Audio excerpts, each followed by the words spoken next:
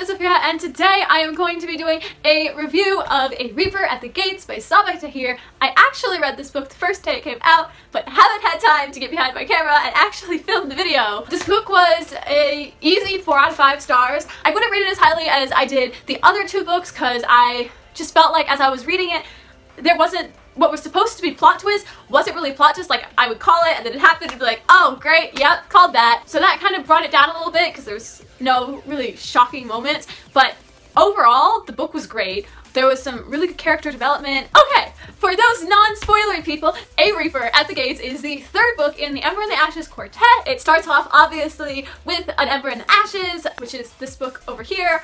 And the Ember and the Ashes, it starts out without any magic, and this girl Laya, and her brother has been taken to prison for finding out this information, and so Laya, the marshals come, they take her brother, they kill her grandparents, and she runs. And she ends up working with the resistance and becoming a spy, and it's, like I said, it starts off without magic, but then we learn that there actually is magic, and it gets so much better for there being magic, because the whole bringing magic in it and like supernatural things just brings it all together, the fantasy mixy thingy that I like. Overall, first two books are great, third books are great, rated slightly less than the first two, but I don't think I can say anything else for the non-spoiler people who haven't read the series.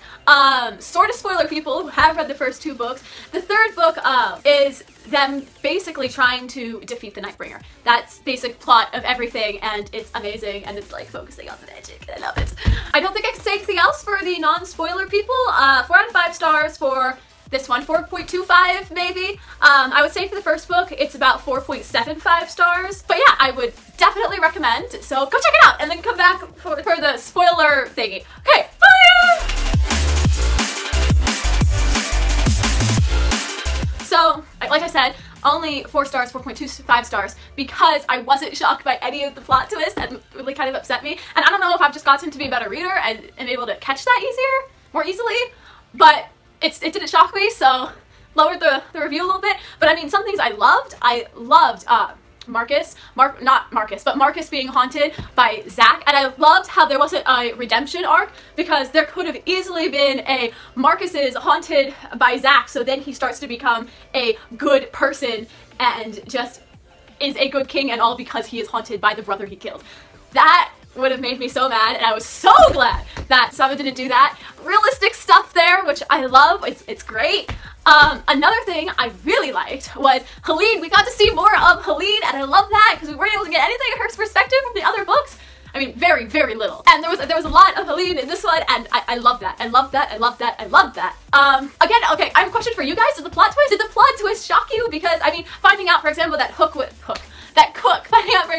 was Laya's mother didn't shock me at all. Like, I figured that out in the beginning-ish of the third book, and it was just a little bit disappointing. Also though, the baby, Helene's nephew, and she sang the song to him. I mean, I'm a little bit confused by that, because did she pass like actual things that he will actually have? Like, he doesn't have to experience it in real life, he just like has that? Or is he just like drawn to learning those things in real life? Just a little bit confused by that. Looking forward to the next book, hoping it like builds upon that so I can answer some of the questions about what exactly Helene passed to her nephew in that song.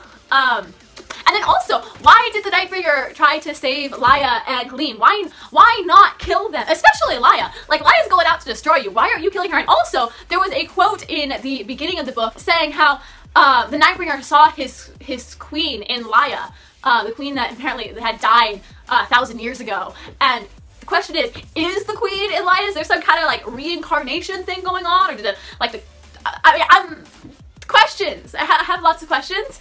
And so, sort of theories, I guess, for the next book.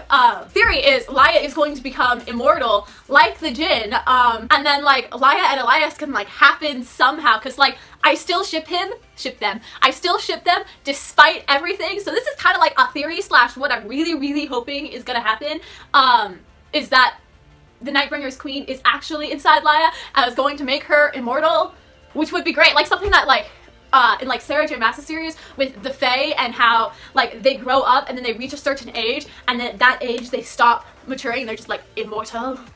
So that would be really cool to see. Oh, also, another thing about Lyda, I want to see more of this power of hers of going into people's minds, because with the Nightbringer, she did that in A Torch Against the Night, where somehow she was able to see into his thoughts. I mean, and he said, "What are you?"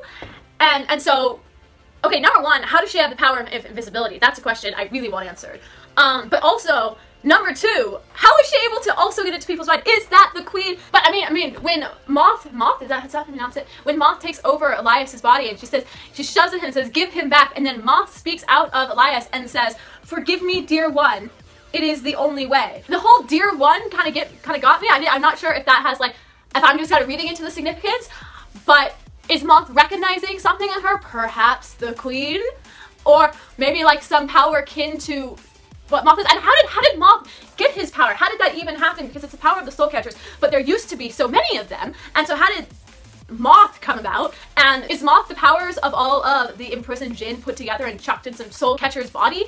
I just want answers, and I don't want to wait till next year to get them. And the battle scenes were great. I love the end. I love how it ended with the Nightbringer releasing his kin and just like falling to his knees because this is what he worked for 1,000 years. And I love that. And like, humanity is screwed, but also, I mean, it's a lose-lose situation here. Overall, again, 4.25 out of 5 stars. Thank you so much for watching. My name is Sophia. Make sure to like the video, click the little bell icon if you'd like to be notified when I post new videos, and of course, make sure to subscribe. Bye!